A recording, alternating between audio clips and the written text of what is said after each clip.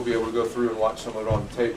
Going to go through and talk about what I have done in terms of cover 2. Some of it may apply to you if you're looking at cover 2. Some of it will not because of the style of cover 2 that I've run. Some of the techniques and coaching points for the secondary should be okay, but things with the linebackers may be totally different than anything that you guys have done or what you're trying to do at your school. If you have questions, again, don't hesitate to ask. If there's something I'm talking about or saying that's unclear, or you want to know how, if you were doing it in a different scheme or system, how I would do it, feel free to ask, okay? But we'll go ahead and get started talking about cover 2. I want to start with what is cover 2. There's a lot of different variations of cover 2, a lot of different things that people call cover 2. When I think of cover 2 is some variation of a 5 under, 2 deep zone coverage. 5 underneath defenders, 3 linebackers, 2 corners, and 2 deep safeties. Again, there's a whole bunch of different variations, but that's what I consider cover 2. Cover 2 became popular as a response to short, quick passing attacks used mostly by West Coast offenses. Today, again, there are many variations of cover 2, and we'll kind of just go through those briefly. All right. Here are some variations of cover 2. These are things in my terminology, my language. Again, some of it may apply to you, and you guys may be doing it, some of it may not. A 2 read. It's a soft cover 2. When I talk cover 2, when I teach cover 2, most of it's a hard jam, rolled up corner, trying to get a jam and a reroute on number 1. A 2 read is more of a soft cover 2. Corner may be pedaling or shuffling, and the safety doing the same, and they're both pattern reading off of the release of number 2. Okay, that is one version of cover 2. 2 seam. What is 2 seam? 2 seam, again, a corner can roll up, try to get a jam and a reroute on the number 1 receiver, safety over the top. The difference is how you handle the vertical route of number 2. In 2 seam, as I call it, if number 2 is vertical, an outside linebacker will be running with number 2 vertical. Corner in the flat, safety over the top, linebacker carrying number 2 vertical. Okay, 2 buster and 2 cuff, those are variations of cover 2 that mostly are done in the NFL. Again, they're pattern match stuff where things are done based on the release of certain receivers. What I have run, and it was really popular a few years ago. It's starting to taper off a little bit for different reasons because of the spread offenses so much, but it's Tampa cover 2. Some of you may know or not know what that means. Tampa 2 is a hard corner on the outside. Corner rolls up to try to jam and reroute number 1. Safety, both safeties are in the deep halves, but it's the difference of what you do with your linebackers is what makes Tampa 2 and a normal traditional 5 under 2 deep different. Okay, in cover 2, there are 3 weaknesses, 3 soft spots in terms of coverage. It's the 2 void areas down the sidelines between the corners and the safeties, and it's down the middle of the field between your safeties and your linebackers. When you talk about running cover 2, you have to decide how are you going to take care of and protect those void areas within the coverage. Tampa 2, the corners have to shrink the voids down the sidelines to help balls be thrown high so the safeties can make plays, and the Mike linebacker protects you down the middle of the field to make balls thrown high so the safeties can make plays. And that's what I have run. 2 seam and some of the other ones, when you talk about those vertical areas, well, if an outside linebacker is running vertical with 2, he's going to protect down the middle between the 2 safeties. So those are variations that you can run or may have run in the past or seen run somewhere. Okay, so when we talk about cover 2 variations, those are some basic ones. Again, just it starts the old traditional, just your 5 under 2 deep sort of a deal. But these are some things that people do. In my talk, I'm going to talk mostly about the Tampa 2 stuff, okay? And we'll go through that a little bit. Okay, Tampa 2 or cover 2 in general. Theory, 2 deep, 5 under zone coverage. Okay, 2 deep safeties, 5 under zone coverage. Cornerbacks are rolled up on the wide receivers to try to get a jam and reroute. Safeties have the half-field coverage, and this is the main difference. The Mike linebacker has a middle run-through. And I'm talking about he runs down the middle of the field once pass shows to try to protect between the two safeties. Well, in cover 2, you have, again, 5 underneath zones. You're vacating one of them with the Mike backer, right? What do you got to do with your 2 outside backers? You've got to change their drops to be able to take care and cover that short underneath zone where the Mike is vacated. Typically, in a cover 2, you've got your 2 curl players outside backer, you've got your middle backers and middle hook player. Again, where are you weak? You're weak down the middle of the field between the 2 safeties. Here, we're running the middle backer down the middle. We've got to compensate with the 2 outside backers. They're not true curl droppers. They backpedal, and they adjust based on where the quarterback's looking. Okay, so that's how you cover the voids down the sideline, down the middle of the field. Okay, strengths of it, of cover 2, very good versus quick passing attacks. We talked about that. That's how cover 2 really became a popular coverage because of the short, quick passing attack from the West Coast offenses. The other thing that teams run cover 2 for, it neutralizes dangerous receiving threats. If you got a bad matchup with one of your guys against one of their cats, and you're going to need to give yourself some help. You're going to need to roll up and jam and play a guy over the top at times to help yourself. Can't always just sit out there and play man and play cover 3. You're going to put yourself in a lot of one-on-one situations if you're not very talented. Now, you can't do it all the time. We'll go through the weaknesses, but it gives you a chance to do that. Another strength is the outside run plays. It's not great versus the inside run plays, but the outside run plays where you're pushing the ball to the rolled-up corners, you have a chance to survive. Weaknesses of cover 2. The downhill inside run game. When you talk about defending 2 backs in a tight end type of formation, pro-style offenses, the downhill run game with ISOs and things like that, you're short a defender. You got 7 guys to defend 8 gaps with 2 high safeties. You have a little issues. You got to do line games. You got to try to make the ball bounce to the outside if you're going to run cover 2 against a pro formation style offense. So that's obviously a weakness. How do you, again, compensate for it? Move people, move D-line, try to make the ball bounce. We talked about this already. Another weakness in the throw game, vertical holes along the sideline and down the middle of the field is a weakness in cover 2. The thing that you always hear guys talking about, well, roll up and cover 2, how in the hell are they completing passes to the flat?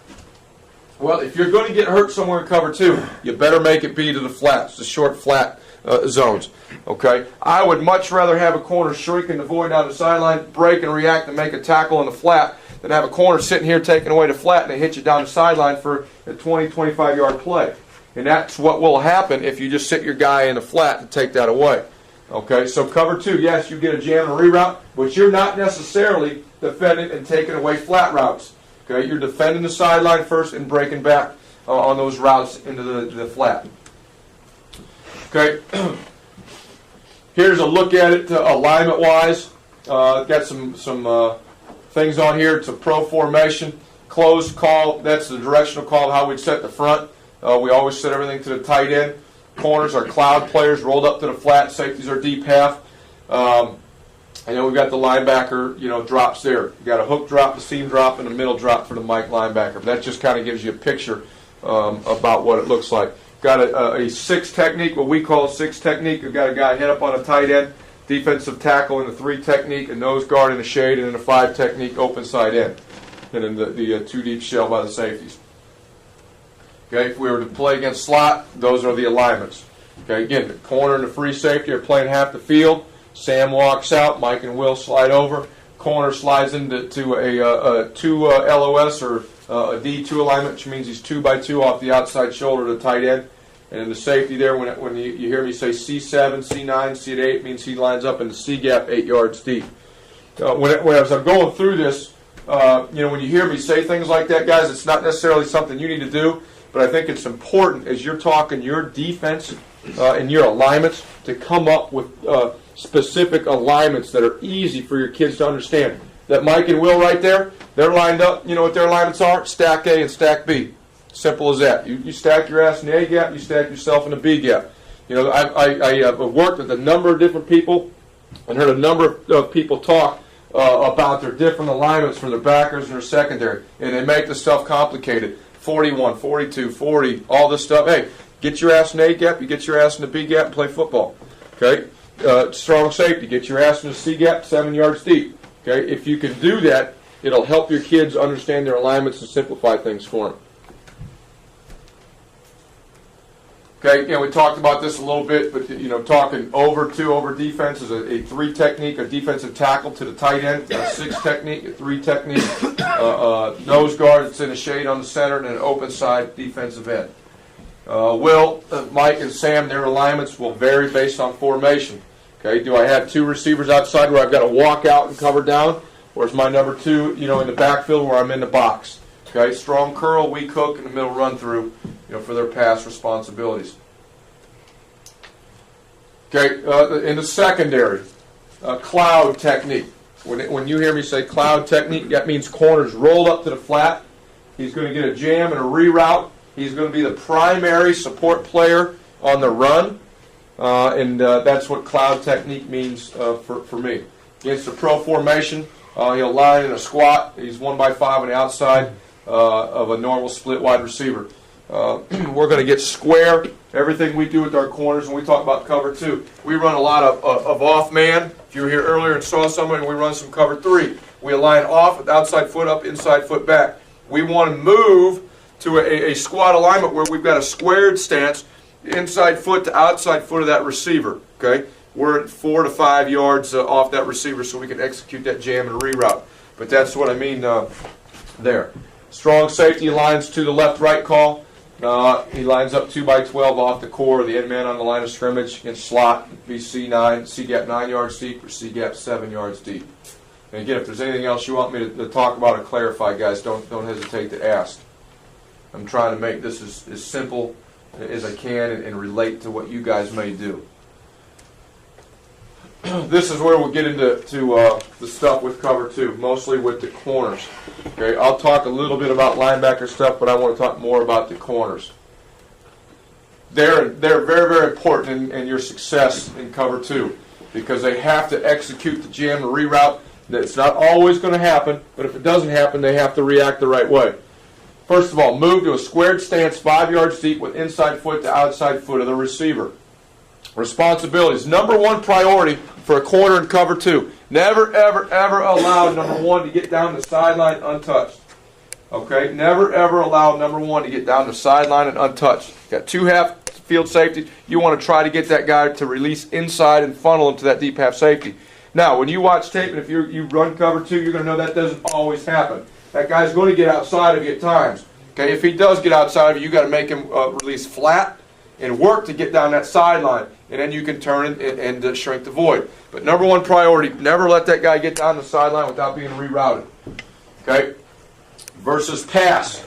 Work laterally in the direction of the receiver's release. Do not cross over. Okay, what do I mean by that? You can stand up for a second for me, Coach.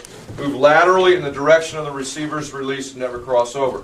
Okay? Coach is the receiver. I'm the corner. I'm lined up inside foot to outside foot. Okay, I'm keying the receiver. If you were here earlier, you heard me talk about man eyes and zone eyes.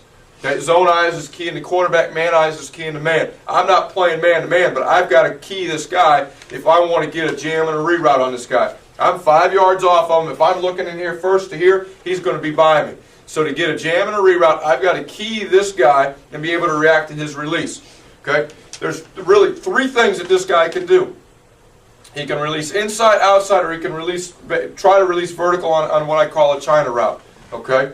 If he releases inside, I want to work laterally in the direction to his release. Okay? Notice I didn't cross over. I want to step and replace. Short, quick step. Step, replace, step, replace, step, replace. Staying square. Okay? Not clicking the heels. A lot of guys in cover 2, he goes inside first movement. They want to go right here. Cross over. Okay, they get themselves in a bad position because that guy double moves you, works back to the outside, you can't redirect. Okay, guy releases outside. I want to work laterally in the direction of his release. Again, not cross over. On the outside release, depending on how much room there is between him and the sideline, you may get into a side run and then flip back inside. Don't like it, but it happens more often than it does on the inside release. But as a corner, work laterally without crossing over in the direction to the guy's release. Okay? Yeah. Coach, you said that they're responsible for basically contain or force on the run. Yes. Where do they get their key for that? Same thing from that man. Okay? If it's a run, what do you think that guy is going to do? He's going to come out and try to block you. Okay? Now, there are some other things that guys do, and I've done this plenty, but it negates, to me, what you're trying to get out of cover 2. if the corner is a force, a support player, and again, there are a ton of teams that do this. They'll roll the corner up, but they'll do it with some more depth. I talk about being at 4 or 5, okay? So I want to get that jam and reroute. If it's a run, I want to make that block happen fast so my deep half safety can trigger and get involved in the run. You always say, well, the guy's a deep half defender. How the hell is he going to get involved in a run? Well, he's going to play run if it's run because that guy's telling him it's run. If that guy blocks the corner, it's not a pass. So that safety can trigger and he can get involved in a run. Okay? What some teams do is they'll play the corners deeper at about 7. And what they're doing is they're playing with inside leverage instead of outside leverage. And what they're doing is they're keying the end man on the line of scrimmage.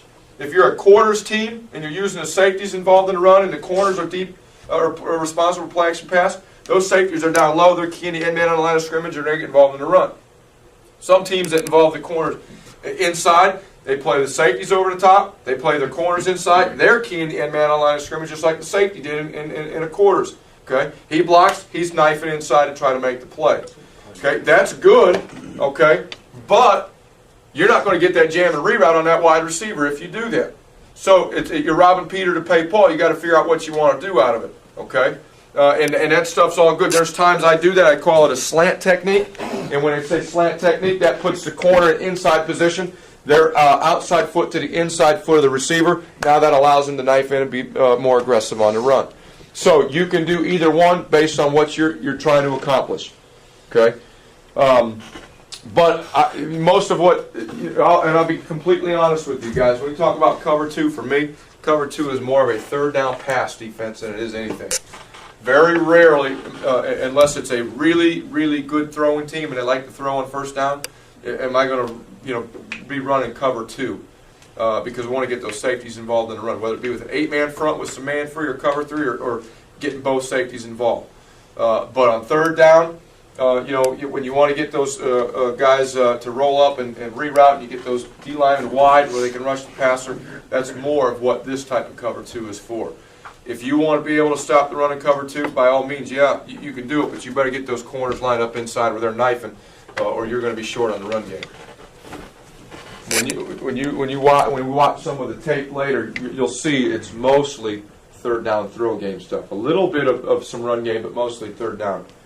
Okay, again, here are the 3 types of releases that I talk about mostly in cover 2 with the corners. One is the outside release. Okay, call it a must fade release. Keep square and shuffle laterally outside and force the wide receiver flat. We want to try to get the guy to release inside and funnel to the safety, but I'm telling you guys, after years of doing it, it doesn't happen very often. Okay, if he wants to release wide and outside, that wide receiver will release wide and outside, which is fine. Okay, as long as you force him wide and force that receiver flat before he can get up the field, you'll be okay. Okay, force him as wide as possible. Now, here comes the most important thing. Post your outside arm in zone, turn back inside. Be sure to carry him with vision to the quarterback to shrink the void between you and the safety. Okay, Coach, stand up real quick for me, please. Okay. Ball's in there to the left. All right. Got a deep half safety. This guy wants to release wide to the outside and get down the sideline. I'm going to work like hell, shuffling laterally to the side, in the direction of the release of the wide receiver. At some point, I've got to make a decision. When do I post and do I flip? Okay, a lot of guys have a tendency to do this. They think you're going to get a two-hand jam on this wide out all the time. They run, they turn their shoulders, they turn their back, and they start to try to two-hand jam the guy, and then they flip back inside. Well, they've lost any vision back inside. Number 2, number 3 come to flat, quarterback's shoulders turn, he throws the ball. Okay, I want to try to stay square. I'm going to one-hand jam. I'm going to post my outside arm. Okay, I'm going to flatten him and make him release wide to the outside. I'm going to post my outside arm and flip back inside. Okay, now I've got vision on the quarterback. I've got vision on any threats. Now I'm going to crossover run and carry this guy a little bit down the field so I can shrink the void between myself and that safety. Because if I jam and I sit right here in the flat, that safety's backpedaling, got a lot of grass between us, right? That that quarterback's going to be able to hit that in that void area. So we're going to jam, we're going to flip inside, we'll post and flip, and we're going to carry down the sideline with vision back inside. Again, where do I want to get hurt in cover 2? If I'm going to get hurt, I want to get hurt up here in the flat. I do not want to get hurt down the sideline. I do not want to get hurt down the middle of the field. Okay? So whatever type of cover 2 you do, whatever structure you have, those are the 3 areas you have to try to defend. Down the sideline, down the middle of the field. How am I going to do it? I'm going to post, I'm going to flip, and I'm going to crossover run. When I get to that about the 12-yard area, now I'm going to start to choke it down. Long stride, short shuffle. I'm going to start to choke it down because now I've put myself in a position. If he wants to throw it down the sideline, I can now take off and make plays or make it a high throw for the safety. And now I'm also in position, if he wants to throw it to the flat, I can plant my upfield foot and come back down. And if they make the catch, I can make an aggressive tackle and limit any yards after the catch. Okay, that's how we play the outside release. Work laterally, shuffle laterally, post and flip, zone turn with vision back inside on any threats on a quarterback. Okay, what I'm looking for on that out cut and when do I plant and drive? Hey, that quarterback's his shoulders turn and that front hand comes off. I'm going to plant and drive. Okay, I'm going to run through the outside leg or outside shoulder of that receiver or back that's in the flat and try to make an aggressive tackle after the catch. If I get a great break, I may get a breakup. Okay, if the ball's thrown a little bit downfield, I may get a breakup. But at worst, it'll be a throw, a catch, and a physical tackle for no yards, but I protect it down the sideline. Okay, versus an inside release. Again, shuffle laterally, inside in the direction of the release of the wideout. We talk about inside release going no more than 3 steps. Okay, if the receiver continues inside, do not chase. He has rerouted himself. So if that receiver goes 1, 2, 3, okay, there's no reason for me to continue to go inside with him. He's already rerouted to the backer. He's already rerouted to the safety. Okay, at that point, what do? Okay, from there, we hinge. I call it a hinge technique. We hinge at a 45-degree angle, working to get width and depth. Okay, let me show you what I'm talking about one more time here. Okay, ball's in there. Inside foot to outside foot. Man eyes, vision on the receiver. He starts to release inside, laterally shuffle in the direction of the receiver's release. If he continues to go, I go 1, 2, 3. Hey, he's rerouted himself at that point. Okay, now again, where's the weakness in cover 2? It's on the sideline, right? I need to get back out and down that sideline in case there's any type of a threat. So at that point, now I'll throw my inside elbow to try to get my hips open. I'll depart at a 45-degree angle. I call it a hinge technique. I'm working to get width and depth back to the sideline with vision back inside to play any threats. This guy can release inside vertical and back out to the corner route, and we've got to be able to protect against that. If I squeeze and I just sat, I can get out leverage, or we can get beat back on the sideline between me and the safety. Okay? Outside release, shuffle laterally, post and flip with vision back inside, shrink the void. Inside release, shuffle, hinge for width and depth at a 45 again to get back outside. I'm going to long stride, short shuffle with vision on the quarterback. What I'm looking for is, again, the shoulders to turn. Shoulders turn, I'll plant and I'll break back to the flat. If I'm getting hurt, that's where it'll be. Not down the sideline where we give up big plays. Okay? Does that make sense? Coach, when you're hinging with your back to the sidelines, correct? Yes. Always hinging with vision back inside. One of the things you'll see young players do in cover 2 is they start to squeeze, they'll start to squeeze. First thing they do is they turn back this way, trying to find it. Okay? They lose vision on things. You want to be able to zone turn. Always turn to the quarterback so you can see back inside. Yeah. After you route some stuff, why wouldn't you just go straight back and get depth? Well, you had a threat from number 2. we'll get depth because you don't know where your threat's coming from. Okay, we want to get depth, but we also want to get width back to the sideline. Okay, because if I squeeze inside, that guy goes inside. What happens a lot of times, the combination, you've got number 2 to the flat, one's going inside vertical and back out to the sideline. If I squeeze and I go straight back, I can get out flat to the sideline. They can throw the ball over the top of me. So it's width and depth as I work back to the sideline. Because again, what are you trying to protect? You're trying to protect the sideline. If I'm going to do that, I need to get back to that area. Okay. So we talk about hinge technique, squeeze and hinge, working for width and depth at a 45-degree angle. Corner must run with wheel routes. Okay. What does that mean? If number 1 releases inside and vertical, number 2 comes to the flat and turns up down the sideline, the corner again will hinge and run with the wheel route, keeping everything inside and in front of it. Okay. Be alert for opposite colors you squeeze and hinge.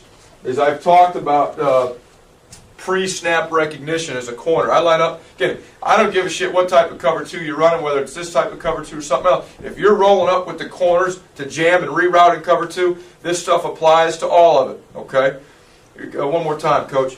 Okay, as I line up as a corner, one of the first things I've got to recognize, how many threats do I have? Do I have 1? Do I have 2 or do I have 3? It tells me a lot, okay? I need to know that. Because if this guy releases inside, I'm squeezing him. and I have a fast threat to come start to cross his face, I've got to get off. I've got to hinge, and I've got to get width and depth right now, because this guy may be a threat down the sideline, right? What am I trying to protect? I'm trying to protect the sideline. That guy has already rerouted himself. I've got to hinge and work for width and depth. Now, if there's a tight split between number 1 and number 2, where I've got a fast number 2 threat to the flat, I may not even get a reroute on this guy. Okay, I may hinge right on the snap. If it's a bunch formation, 3 guys in tight, we don't jam and reroute number 1. We line up. First thing we do, we hinge on the snap for width and depth, because I've got a fast threat from number 2 or number 3. Okay, so pre-snap recognition is important. Yes, I want to jam and reroute this guy, but if I've got fast threats, or as I start to squeeze, I see opposite color jersey cross my face, I need to hinge right now and get ready to protect the sideline on a wheel route. Okay? Okay, the third thing there is what I call a China route. What it is, it's a 5-yard hitch by number 1 and the corner route by number 2.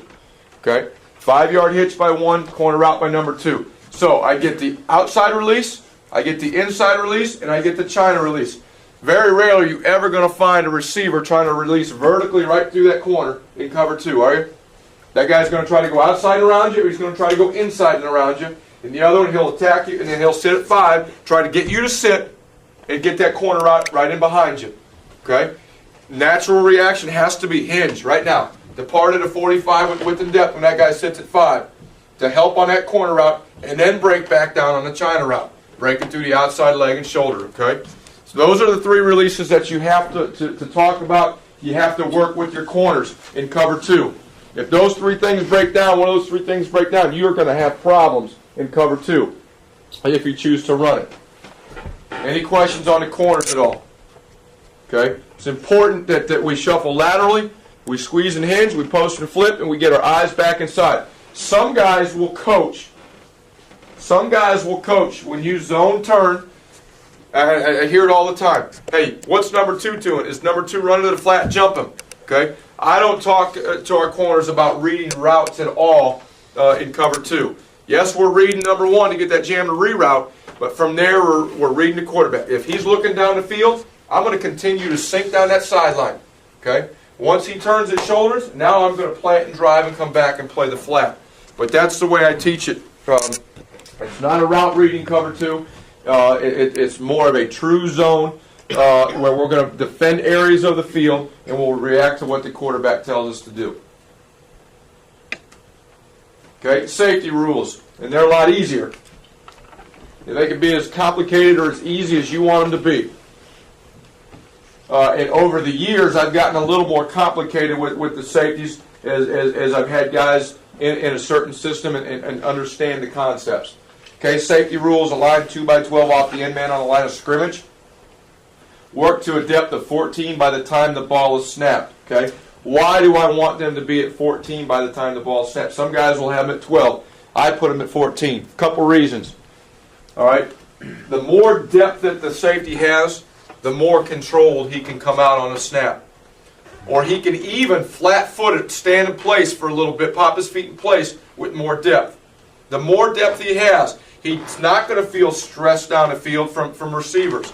Okay, he can be more controlled in his back pedal as he's going to his deep half. The tighter he is, the faster he's going to have to get out of there, the more stress he may feel coming down the field as wide receivers try to threaten him vertically. All right? The next thing that happens, cover 2 obviously is not great versus the run, right? Because you've got the DB corners outside, you've got deep half safeties. How do you get the safeties involved in the run? Okay, I get them back at depth. On the snap, I have them key number 1. So I'm right here, QB to 1. Ball is snapped. That number 1's telling me what to do. Why do we have the corners up at 4 or 5? Because that wideout's got to declare what he's going to do a lot faster. Okay, the deeper he is, the more time that wideout has to screw around, whether he's trying to release or he's going to stock block. The tighter you get that corner, the faster that receiver has to declare. The faster that receiver declares, the faster you can get that safety involved in the run. Even from 14, okay, and from my experience, even at 14, if that guy is playing flat-footed, gets a great read where number 1's blocking that corner, he can run the alley and make plays, 2 or 3 yards from the line of scrimmage. And from cover 2, that's pretty damn good, okay? So you see how it all ties together and why I do what I do. Again, this may apply to you, it may not. But if you run any cover 2, I think it can help you. Okay. Key number 1. It actually should be quarterback to number 1. But after you key number 1, you'll go back to the quarterback. If number 1 shows run by blocking the corner, safety will come up and support the alley. If number 1 shows pass, okay, by releasing inside or outside, trying to get around that corner, we'll work to an aiming point and play the deep half with vision on the quarterback. Okay. What I talk about to defend the field, cover 2 is a true zone. We want to defend the field. I give them landmarks on the field that they need to try to get to. For college, we talk about splitting the numbers and the hash. The college numbers and the hash. Where that'd be in high school, I have no idea. Okay? But splitting the numbers and the hash in college. I call it, I give them a landmark, but I call it an aiming point. Okay? They're going to start to work to a point. They may not get there because the quarterback may tell them something different. All right? So that terminology and that the communication is important. We talk aiming points instead of landmarks. Do we want to defend the field? Yes. Okay, this applies to cover 3 also. If you're a spot drop landmark cover 3 team at all with your underneath defenders, hey, give them landmarks where they have to get to defend the field, but talk to them in terms of aiming points. Hey, here's your aiming point. This is where you start to work. But based on where the quarterback is looking and what he's telling you to do, you may not get to that spot. You may have to start to squeeze the inner part of your zone. Okay? So that's how I talk and communicate. Hey, it's a landmark, yes, but I talk to him about being an aiming point instead of a landmark. So, with the safety, he reads pass. His aiming point is halfway between the numbers and the hash. Okay, it's decent width. Again, why can we do that? We have protection down the middle from the middle linebacker. Okay, some guys in college, their aiming point or landmark is 2 yards outside the hash. Okay, ours is a little bit wider because we have that middle protection. If you don't have it, they got to be a little bit tighter. Okay, that's something you guys have to decide. Hey, in high school, what is my landmark or aiming point for my safeties? Where it's at, I don't know. Okay, safeties. Again, I'm keying number 1 versus an outside release by number 1. The safety will work to his aiming point, and he'll get his eyes back on the quarterback. Talked about the corners reading the quarterback, right? Safeties are going to do the same thing. As I start to work to my aiming point, if the quarterback's looking away, okay, that quarterback should not have time to look to that side of the field, to back to the middle, and back to this side of the field, should he? If he does, it's not a problem with the coverage. It's a problem with your pass rush. All right? It's a problem with your pass rush. If he can look there, and over here, I don't give a damn what you're running. You've got problems. Okay? You've got problems. So we tell the safeties to read the vision of the quarterback and where he's looking. If the quarterback's looking there, and I'm the safety over here, hey, there's no reason for me to continue to widen. I'm going to start to work back to the inner half of my zone. So if he goes there to the middle of the field, I can make plays down the middle of the field. Okay? You guys understand that?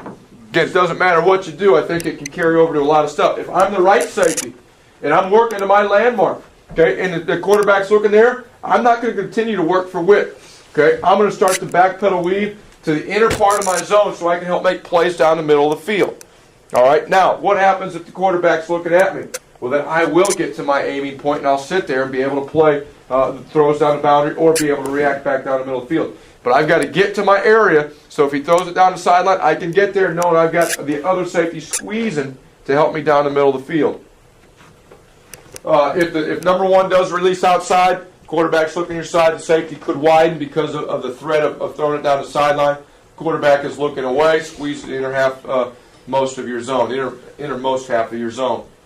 Okay, versus an inside release by number 1, safety squares up and works straight back. If number 1 releases inside, not down the boundary, there's no reason for us to get wide, right? And again, you don't have to do all this shit with your safeties.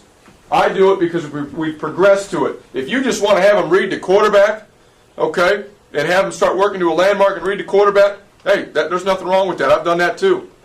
Make it simple for you guys. But again, I think the quarterback's reads where he's looking can tell those safeties a lot and where to go. And it can help you in your coverage.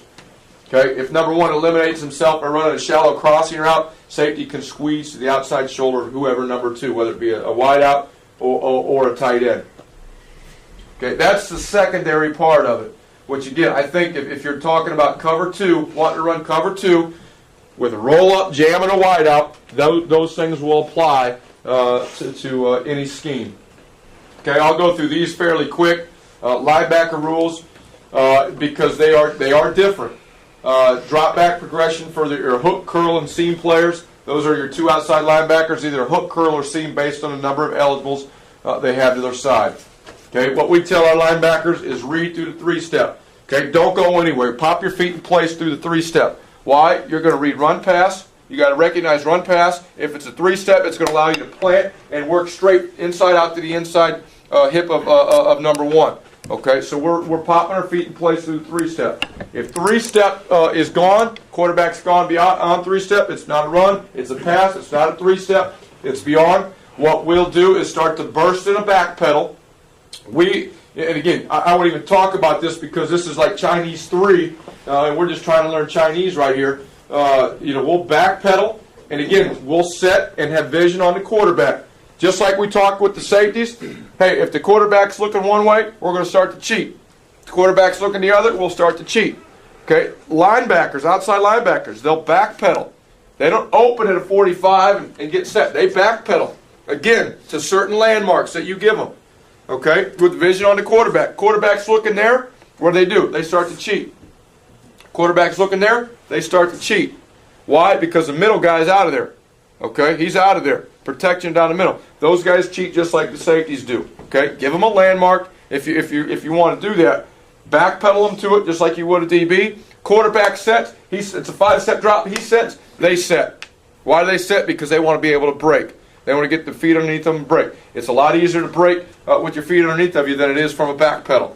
Get set when the quarterback sets and get ready to break left or right. But to do that, you have to use the term burst for depth. You read through the three-step, then burst for depth, set when the quarterback sets, and then play his eyes. So we'll stop it there with the outside linebackers. And I won't even get into much of this with you. The Mike linebacker is a middle run-through guy. Okay? It's the same thing. He reads through the run three-step. He's popping his feet in place for run pass three-step. No three-step. He's going to open to the passing strength of the field. Ball's on the hash. He's opening to the field, and he's getting ready to run down the middle of the field to help shrink the void between the two safeties. There's a lot of stuff you can do with that Mike backer in terms of looking for routes, flipping back to the other side to look for routes. Hey, I'd open them up if you do it. Open it up with vision on the quarterback. You got the safeties, you've got the corners, you've got the outside linebackers, all vision on the quarterback. Safeties will cheat, corners will cheat, outside backers will cheat. Mike backer will lean on the quarterback's eyes. If he's looking that way, he'll continue to run. If he's looking the other, he'll flip back across and look for things on the other side based on where the quarterback's looking. So all of your back seven is playing off of the quarterback. He's telling them everything to do. Okay, and again, this is more of a third down deal to me. A lot of teams will do this on first down, but I like it on third down because, again, you get the jam and reroutes, you're protected in those void areas, you make them throw it shallow. If you execute this coverage the right way, cover two the right way, most of your throws should be check downs or short passes underneath where you can rally and make the plays. Who made this type of coverage popular? Tampa Bay. That's why it's called Tampa 2. And Tony Dungy, the Indianapolis Colts, the Chicago Bears. This is the type of cover 2 that they have run. And again, most of it's on third down situations. Okay, now we'll watch some tape there.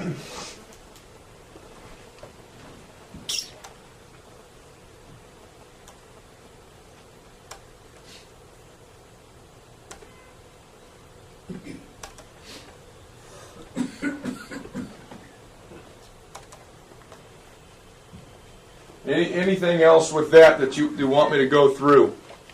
Okay.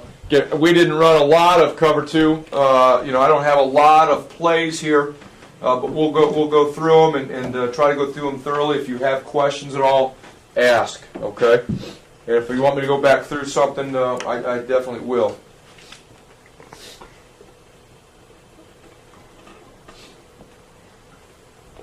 Okay, the first ones here are just a few examples versus the run.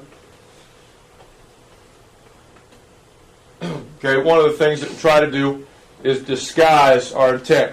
did a lot in this game in particular against Notre Dame because of the run game of dropping a safety into the box either on a zone blitz or cover 3 or man free. So you can see the slight tilt that we had with the safeties. Trying to show a high safety, trying to show a down safety. And then we'll walk back out of it.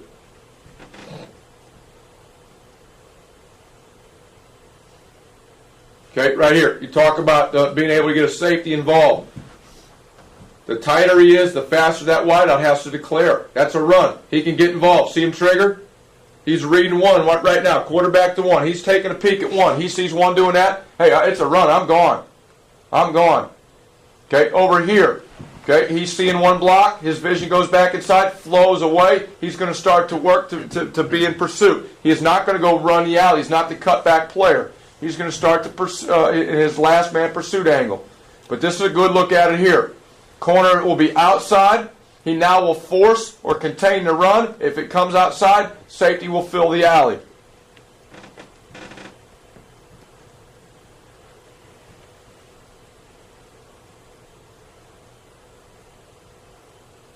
Okay, we're not exactly right with our linebackers here with their alignments. They adjusted to the tight end motion, but you can see they're getting to their gaps. In this type of a defense, okay, what do you need personnel-wise? You need guys that can run because of the pass rush that is needed and what the linebackers are asked to do. Okay, here it is again. This is against a two-back offense. You know, we did a lot of weak side blitzes against Notre Dame. With the Sam and the safety coming off the open side, so we wanted to show that a lot, and then we come out of it. We don't want to just line up back there with 2 high safeties all the time. We played a lot of press technique in this game also against Notre Dame. Okay, so you can see the corners are up there fairly tight, showing press technique. That's another thing that you can do. Okay, again, we're coming out slow and controlled. I don't mind this at all. He's got good depth, slow and controlled, read it, and then he'll trigger. Can get him involved. Okay, inside runs, they're going to stovepipe. They'll keep it inside and in front of him there. Could be a 2-on-1 tackle if it popped down the middle of the field.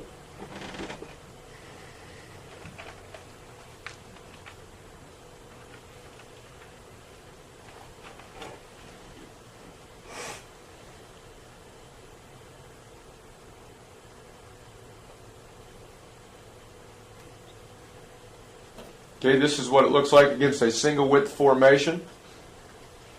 Sam will walk out, Mike and Will are stack A and stack B. They'll slide. We call this a D2. D gap means 2 yards outside, 2 yards deep. We call this a C9 alignment. He's too deep, in my opinion. It means he's lined up in the C gap, would be 9 yards deep. So he should be a little bit tighter. Then this is run. It comes a tight end. He'll contain. Tight end's blocking. Here comes a safety.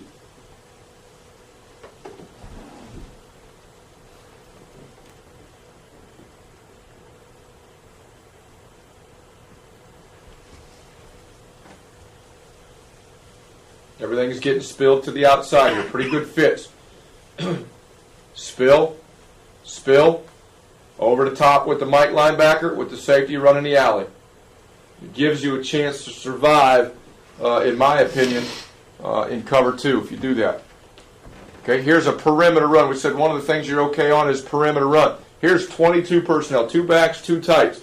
Strong power running game. What some teams will do if they've got a good receiver, okay, is they'll line up in this formation, try to get you to load the box with the safeties, go one-on-one with the outside.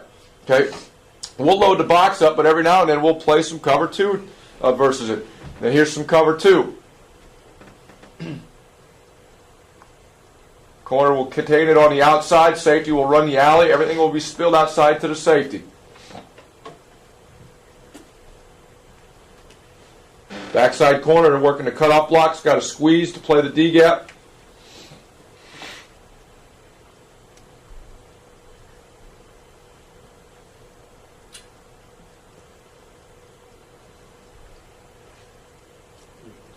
Okay, he should have stayed inside that fullback right here, this outside linebacker. Because again, talk about gap control. He's got a gap. He's got a gap. His gap is underneath that fullback right there. If he's underneath there, corner's there. It's the safety's job to fill there. But there's going to be a very, very small void. He hops out of his crease. It gives him a little bit of yardage right there. You're saying that the linebacker's supposed to come inside? Yes, we're spilling everything to the outside. He's supposed to stay on the outside edge of the tight end and spill everything to the outside. You're trying to defend 8 gaps on the run with 7 bodies. The only way you can do it, again, is spill everything to the outside and run it. Hopefully have a Mike linebacker that can run over the top of everything inside out and have a corner contain it on the outside. You've got a safety filling the void and a Mike linebacker running inside out. If not, you're out of gaps. Again, that's why this is a good third down defense, not a first down run stopping defense. This is a pass defense. But if they run it, you have to have an answer and a way to defend it. Now, here's a way. I believe this is the one here. We'll cancel some inside gaps in the run game. Okay, right here. If you're going to run this, if you're going to run cover 2 period in running situations, the best thing to do is to move inside and cancel interior gaps and force the ball wide. Again, we started here with some disguise with a safety and linebacker, and then we pop out. We did play press here against BYU. We're pressed. Makes that block declare fast. We're canceling interior gaps inside to make the ball run outside. And you get that disruption.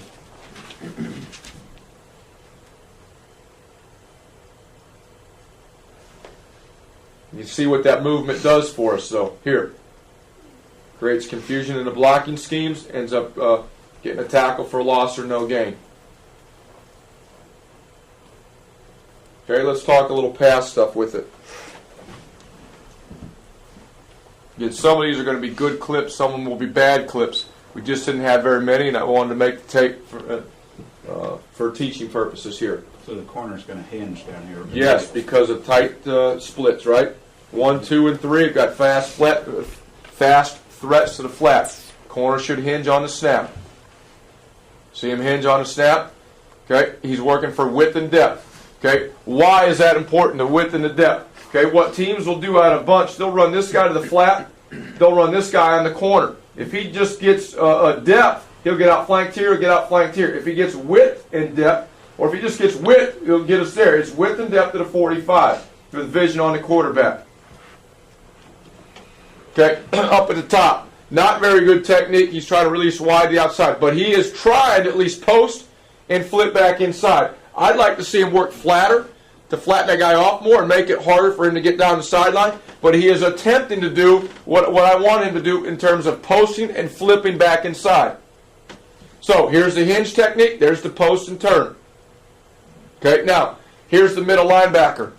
You've got the corner helping. You see the corner turning and running. You got the corner turning and hinging. They're protecting the voids down the sideline, void down the middle. Where we're not good here on this snap is this guy right here. Okay, quarterback sets. He's got to set. He's got to start to squeeze to his eyes. He's got no threats out there. Start to squeeze. Same thing here with this guy. They've got to protect the interior inside here when that guy vacates. Now again, that's why it's best in a third down defense, because these short passes here, they catch, you tackle, you're done. Okay? You're out of it. Big deal. They got 5 yards. Coach, are you ever concerned with the corner's relationship on one against the outside release of your corner? Like if they're ever getting back on top of them too much? Not really. As long as the corners continue. You're talking about the corner being on top of the receiver too much? Not really. I mean, to be honest with you, it's going to happen some. Like here, he's on top of the guy, which I don't really care. It's more about vision on the quarterback. No, what the corner's got to do when he gets to about 12 yards is he's got to start to choke his motor down. And as long as he does that, if we're in a full-speed sprint down the field, well, that's not good. But it's a crossover run till about 12 to 15, and then we'll start the short shuffle and come under control. And then naturally the receiver, if he continues down the field, is going to go by him.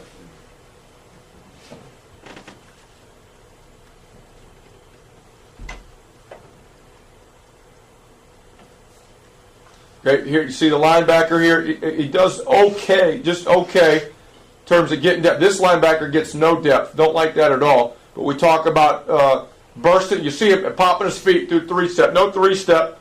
No quick pass out of shotgun. Burst for depth. Burst for depth in that back pedal. Quarterback sets, eye set. Quarterback sets, eye set. Okay? And I get ready to drive on his intentions. Here, This guy's not bursting for much depth. He's drifting. Quarterback's eyes are away. He should start to squeeze. He should be there to involved on attack a little bit faster too. But that's not a bad picture of what we're trying to get accomplished there. I just have a question. Yes. If that back goes to the flat, Uh-huh. how do you? Is that just a rally and run to? Again, yeah, where are we going to give up routes? Into the flat. This corner right here, okay? He'll post, he'll flip, side run, he'll start the short shuffle right about there, okay? If that back releases to the flat, quarterback shoulders turn, corner now is going to plant and drive to go make the play. If he catches the ball out here, 4 or 5, we make the tackle, hey, so be it. That's a successful play in my opinion. If you want to take those things away and eliminate them completely, you got to play tight man-to-man coverage. Okay, but obviously we know there's strengths and weaknesses to that. The thing I want you to understand, as a football coach, you always want to think that you've got the perfect call, the perfect defense. Guys, there's not a perfect call, a perfect defense. I've never seen one yet. I've never seen any call that's going to stop everything that they're doing. What you have to do as a coach is understand in your package what are the strengths, what are the weaknesses. Hey, if they get you in one of the weaknesses, don't panic, don't change shit. Okay, have enough calls in your package that you can go to in certain situations to take things away. But don't start to alter your coverage and bastardize it because you think you're going to make something up that's going to stop every single thing that somebody can do. It's not going to happen. Okay, and that's one thing that's frustrating when I see that happen. Understand that everything you do has a strength and a weakness, and have a complement in terms of a coverage or front or defense that can help you with that.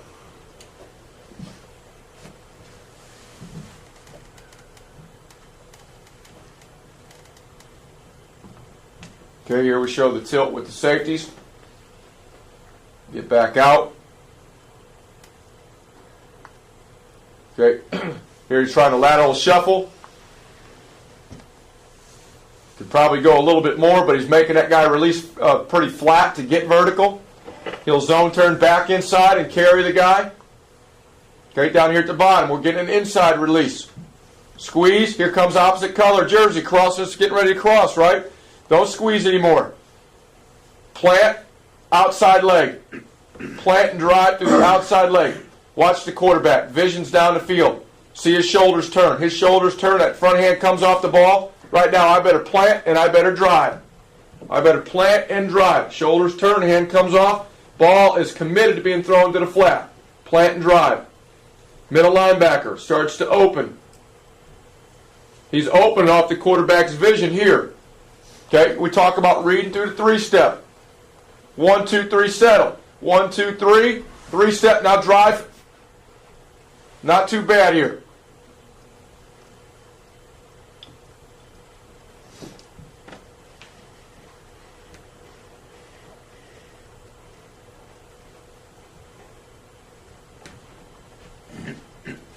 Okay, here we had a blitz fake here. Okay, now watch the corner. Guy squeezes to a nasty split. Z in motion here. Okay, again, tight split between 1 and 2. Is there any need to get a jam and reroute anymore? No, he's already funneled himself to the outside backer and deep half safety. He's squeezed, now he's going to start to hinge for width and depth. Okay, the thing I don't like up here, we talk about our alignment being inside foot to outside foot. You can tell from the tape that guy's not lined up with inside foot to outside foot, is he? He's going to have problems getting that guy to release inside or flatten him off enough. He's trying to work laterally. He ends up zone turning. You can see what he tries to do. He tried a two-hand jam the guy, and the guy's outside the framework of his body. That has to become a one-hand jam on the outside so he can flip his hips. If he continues to do that, he'll lock his hips and not be able to get him open. Coach, on that Z there, if they widen that Z out, would you roll up your safety to take away that slant? No. No. Again, we don't bastardize the coverage because of splits. How are we going to stop the slant? Okay, 2 things are going to have to happen. The corner is he's reading the release of number 1. Again, we're looking at 1. When the wideout goes to run a slant, he's going to go 3 steps up the field. He's going to plant that outside foot aggressively. Triggers something to the corner. Slant. Okay, every time you watch a receiver run a slant, he runs up the field, he plants off that outside foot aggressively and goes inside. At that point, the corner is still going to be square. He is going to chase down inside from the outside. We talk about here, reading through the three-step. If it's three-step, quarterback eyes, he's going to run laterally from the inside out, corner squeezing from the outside in, trying to sandwich the slant route. What's one of the most dangerous routes to defend, the hardest routes to stop in cover 2 with outside leverage is the slant by number 1. Okay, it is a tough route to defend. Now, again, don't bastardize the coverage. Run different coverages. Run man-to-man. Run cover 3 where the safety does drop in there, okay, off of that look. But you don't have to bastardize the coverage because of potential weakness. I called cover 2. We called cover 2 for a reason. We want to try to keep it. But again, understand the strength and the weakness.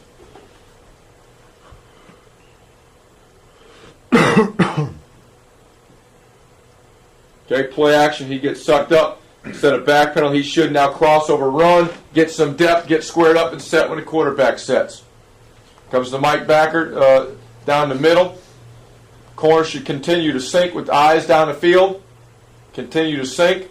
We're not very good with our linebacker here. He's out of control. He's crossing over instead of working laterally in a shuffle. He sets when the quarterback sets. We start to squeeze in a lateral shuffle. Quarterback throws the ball. He should be driving from the outside in. Should be a 2-on-1 tackle between the linebackers there. Corner here, again, we talk about corners containing and cupping the ball. Everything wants to be through the outside thigh or outside shoulder. Yeah, some years have been really, really good at this coverage. The more you run, it's like anything else, the better you're going to get. We didn't run a lot of this. And going into this game, we hadn't practiced cover 2 for a long time. We played Cal Poly before this game, which was the double slot option stuff. Shit, we weren't running cover 2 against that. So we didn't have a lot of practice at it.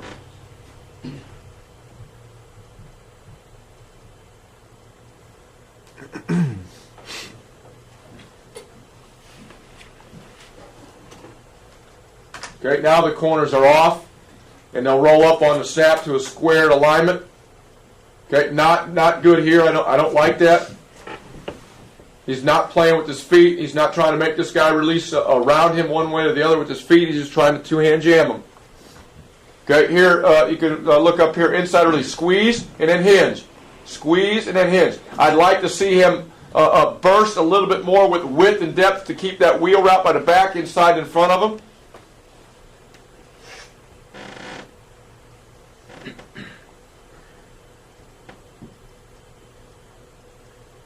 Okay, you can see what we did here. Again, you've got a void area between these two backers. One of the things we've done to help that is to call 2-drop. 2-drop, drop somebody there. Offenses think they get that right there. 2-drop, drops a lineman in that void area. Really nice job right there. Gets in the window.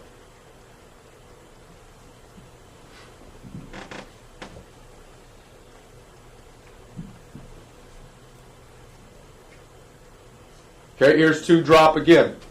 Dropping a guy out to take the vacated area by the Mike linebacker. Okay, here we're getting too wide in our linebacker drop. He should be going straight back 1 yard outside the hash. He's too wide with his alignment. Then he's working for width instead of depth on his back pedal. Here's the check down route. They could have had, but we have the drop guy. He takes it away. Okay, lateral shuffle, force him back inside. Lateral shuffle, could keep going. I'd like to see him get a hand on that guy to slow him down. But then he'll flip inside and he'll carry. You can see him start to choke it down. Both of them start to choke it down. Go from a crossover run to a slight shuffle.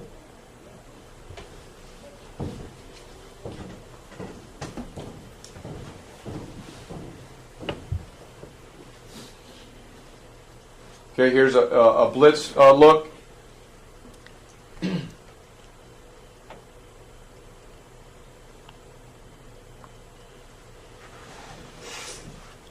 Here we dropped again. Middle linebacker running down the middle. We dropped. Again, third down defense. We're talking 3rd and 10 here. Make them throw this stuff here. The second long.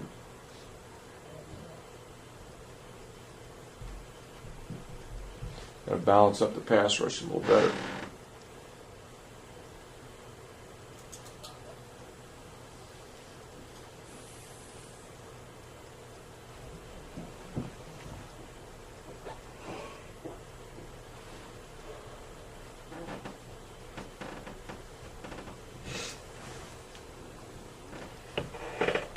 Are you trying to get that dropping over the top of 3? Or is it just... He trying to get midfield. Midfield. We game plan who we're going to drop at times. We'll game plan. You saw against Utah, we dropped the end of the 3-man side out of empty because that's the most dangerous threat. We wanted to take that away. So we'll game plan that on who we want to drop. Is it a certain inside guy? Is it an end to a certain threat? Do we want him to address a certain receiver? General rule, he just worked midfield.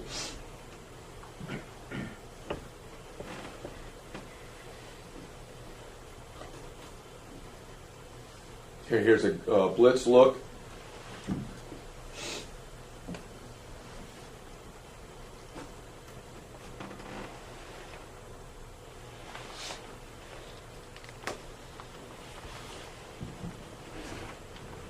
It's a pretty good look all around here. Okay, shuffle, shuffle, shuffle, jam. We'd like to see him post a little bit more. And then sink. Getting too wide with our drop here. Again, we want to back pedal. Okay, up here at the top, you'll watch this corner. You see what he does. You know, some coaches teach this. I don't necessarily teach it, but if it happens, we've got to be able to adjust with it. Here, your center field turns. He gets his hips and shoulders turned instead of zone turning back inside. He center field turns with his eyes back inside fast. What you can do. Again, I don't teach that or coach that to happen, but that's what happens. Some coaches do. Is your outside linebacker down here trying to keep that guy? He just misses him, or is he? Okay, yeah. Well, he is wrong completely. In this type of cover two, you're not working to jam and reroute number 2 receivers. Okay. The quarterback. What he needs to do, first of all, his alignment is too wide. His landmark is 1 yard outside the hash to his side. You can see how wide he is already.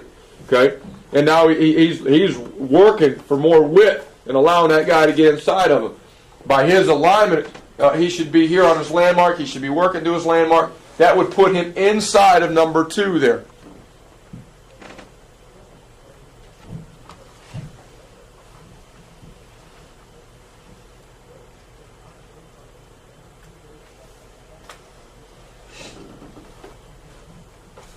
Got a few more here.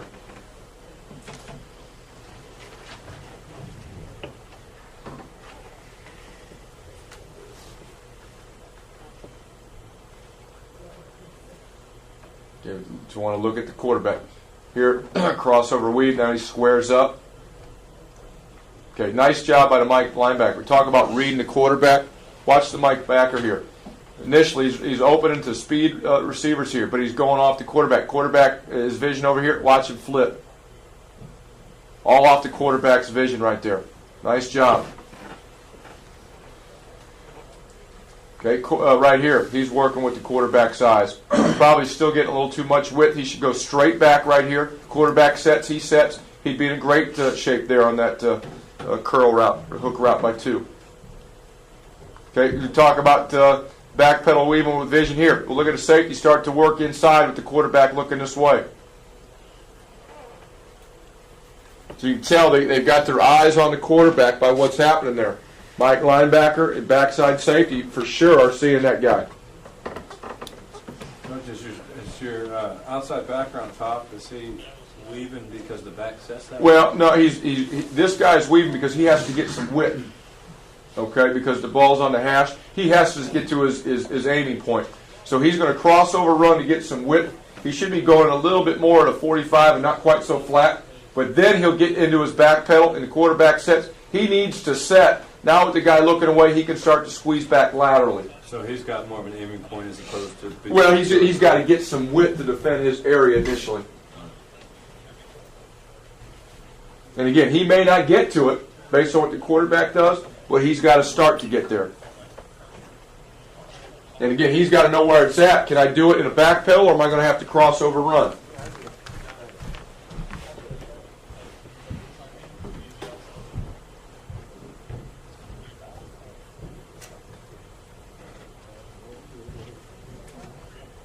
Okay, quarterback shoulders have turned again. Jam. 2-on-1 tackle.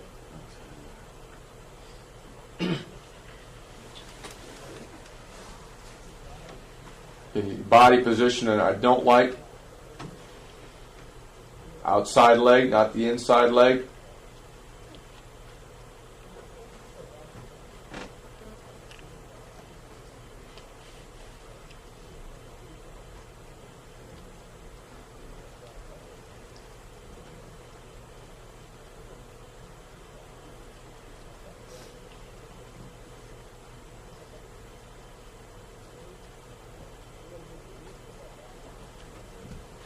Just a couple drills on here. I don't have a lot of drills on this, but this is how I teach the corners.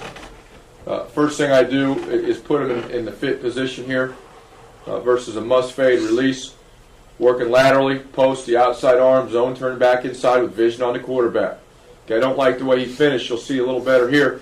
Crossover, short shuffle. You see him start to shuffle there? He's going to work for depth, and then he's going to come under control as he keys the quarterback. We're working laterally in the direction of the receiver's release, trying to stay square. Post the outside arm. Okay, we want to take the inside elbow and throw it back to try to get my hips open. Vision back inside. Crossover run, short shuffle. Okay, now we'll back him up. We're 5 yards off. Do the same deal. Okay, we started him in this position right there. Okay. Shuffle, shuffle, post, flip, and then break back. I'm back here. Someone's back here as the quarterback with their eyes down the field or shoulders turning. So he's either going to get underneath a route down the sideline based on the quarterback's intentions, or plant and drive based on the quarterback's intentions.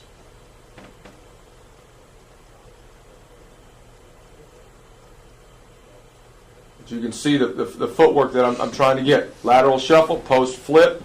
Crossover run to shrink the void, short shuffle, read the quarterback's shoulder turn, he turns to the flat, plant and drive, and go make the play or tackle through the outside leg. There's a vertical in there. Nice job. Comes under control, quarterback's looking down the field, ball's thrown. He should be able to make plays anywhere on balls around that 20 to 22 yard area if he's doing it right. When he shuffles like that, he doesn't lose speed on a receiver? No, it doesn't matter. He needs to come under control. Again, they got the safety over the top. He's not trying to stop that receiver, defend that receiver down the sideline. He's trying to cause a high throw. And it's all because of body positioning. He's not trying to stay on top of that guy. He's trying to shrink the void, and if he short shuffles in that 12 to 15 yard area, he can do one of two things. Make plays on balls 20 to 22 and come back and make plays in the flat.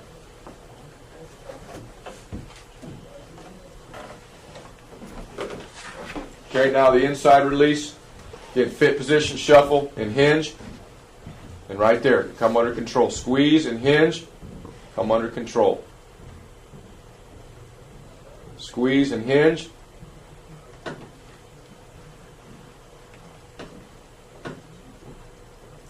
Then we'll back them up.